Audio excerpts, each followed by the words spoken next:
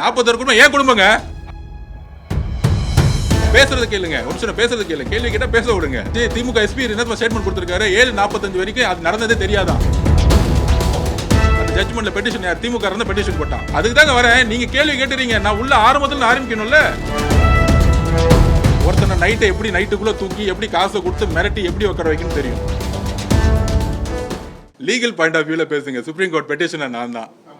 பாதிக்கப்பட்டது நாங்க தான். நாங்க போயிருக்கோம். நான் பேசுறது மட்டும் கேளுங்க. 40 குடும்பம் ஏன் குடும்பங்க ஏன் இழப்பு இது உங்க இழப்பு கிடையாது. ஆஸ் ஏ பெட்டிஷனர் நானு பேசுறது கேளுங்க. ஒரு சில பேசுறது கேளுங்க. கேள்வி கேட்டா பேச விடுங்க. 41 குடும்பம் எங்க குடும்பம் எங்களை பார்க்க வந்தவங்க. திமுக குடும்பம் இல்ல. திமுக பீரியட்ல தான் நடந்துச்சு. திமுக எஸ்பி என்ன ஸ்டேட்மெண்ட் கொடுத்திருக்காரு 7:45 வரைக்கும் அது நடந்ததே தெரியாதான் அப்படின்னு சிபிஎல் என்கொயரியில சொல்லியிருக்காரு. அது தெரியுமா உங்களுக்கு? பெட்டிஷனரா நான் போனேன். எங்களுடைய பெட்டிஷன் என்ன இங்க எஸ்ஐடி போட்டாங்க. எப்படி போட்டாங்கன்னு உங்களுக்கு தெரியும். எவ்வளவு கண்டம் நடந்துச்சுன்னு உங்களுக்கு தெரியும். அதை பத்தி கொஸ்டின் கேட்டீங்களா எப்பயாச்சும்? அந்த பெட்டிஷன் யார் போட்ட? திமுகவுடைய அந்த ஜட்ஜ்மெண்ட்ல பெட்டிஷன் யார்? திமுக இருந்த பெட்டிஷன் போட்டான். அந்த திமுக பெட்டிஷன் யார் போட வச்சாங்க தெரியுமா? மகேஷ் பொய்யாமொழி அந்த பெட்டிஷன் போட வச்சாரு. கேள்விக்கு பதில் சொல்லுங்க. லீகலா நீங்க நானும் பதில் சொல்றேன். திமுகவோட உள்ளடி அதுக்கு தாங்க வரேன். நீங்க கேள்வி கேட்டுறீங்க. நான் உள்ள ஆரம்பத்துல ஆரம்பிக்கணும்ல. நீ முதல்ல டக்குன்னு மட்டும் லாஸ்டா என்ட்ரி நான் என்ன ஃபர்ஸ்ட் எழுத முடியுமா? நான் எஸ்ஏ கேட்டீங்கன்னா பதில் நான் ஃபுல்லா சொல்லணும். நீங்க கேள்வி பதிலுக்கு எஸ்ஏ எழுதணும். அப்ப மதுரை இங்க சென்னையில் வந்த ஜட்ஜ்மெண்ட் பெட்டிஷன் போட்டு திமுக போட வச்சு மகேஷ் பொய்யாமொழி. யார் நடிச்சது? முதல் நைட் வந்து மகேஷ் பொய்யாமொழி. யார் பலன் நடந்துச்சு? உதயநிதி. இதெல்லாம் சேர்ந்து கரூர் நடந்துச்சு. அப்ப அதுக்கு நாங்க இங்க எஸ்ஐடி நடக்கூடாது. நாங்க சுப்ரீம் கோர்ட் போயிருக்கோம். சுப்ரீம் கோர்ட்ல என்ன பெட்டிஷன்? எங்களோட பெட்டிஷன் மாண்புமிகு உச்சமன்ற நீதிமன்றம் இதை விசாரிக்கணும். இதுதான் எங்களோட பெட்டிஷன். சுப்ரீம் கோர்ட் மானிட்டரிங் பண்ணும். இதுதான் எங்களோட பெட்டிஷன். இதை பாதிக்கப்பட்டாங்க 4 பேர் கேஸ் போட்டாங்க. திமுக பத்தி உங்களுக்கு எல்லாம் தெரியும். ஒருத்தனை நைட்டை எப்படி நைட்டுக்குள்ள தூக்கி எப்படி காசை கொடுத்து மிரட்டி எப்படி உட்கார வைக்கணும்னு தெரியும். 4 பெட்டிஷன்ல 4 பெட்டிஷன்காரங்களும் எங்களுக்கு சம்மந்தம் கிடையாது. நாங்க பெட்டிஷன் எங்க பெட்டிஷன் மட்டும் தான் பண்ண முடியும்.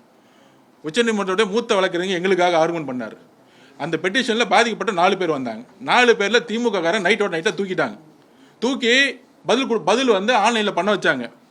அதுக்கு சுப்ரீம் கோர்ட் உச்சநீதிமன்றம் சொல்லுச்சு இதை நாங்கள் விசாரிக்கிறோம் சொல்லிட்டு இந்த கேஸ் சப்ஜுடிஷியல்ல இருக்கு. அதாவது விசாரணையில் இருக்கு. அது உண்மை வரும்போது உங்களுக்கு தெரியும். என்கிட்ட எதுக்கு இந்த கொஸ்டின் கேட்கணும்? சுப்ரீம் கோர்ட் விசாரணை இருக்கும்போது சுப்ரீம் கோர்ட்ல விசாரணை இருக்கும்போது நீங்களும் பேச முடியாது, நானும் பேச முடியாது. ஆல்ரெடி அந்த கோர்ட்ல விசாரணை போயிட்டு இருக்கும் பொழுது அங்க ரிஜிஸ்ட்ரி தான் விசாரிப்பாரு. அதை பத்தி எனக்கு தெரியாது. நீங்க பெட்டிஷனர் தான் போய் கேட்கணும். ஐயா திமுக ஒரே நைட்ல அந்த ஊர்காரங்களே சொன்னது 6 மாசம் குழந்தையா இருக்கும் போதே பன்னீர்செல்வம் போயிட்டாரு.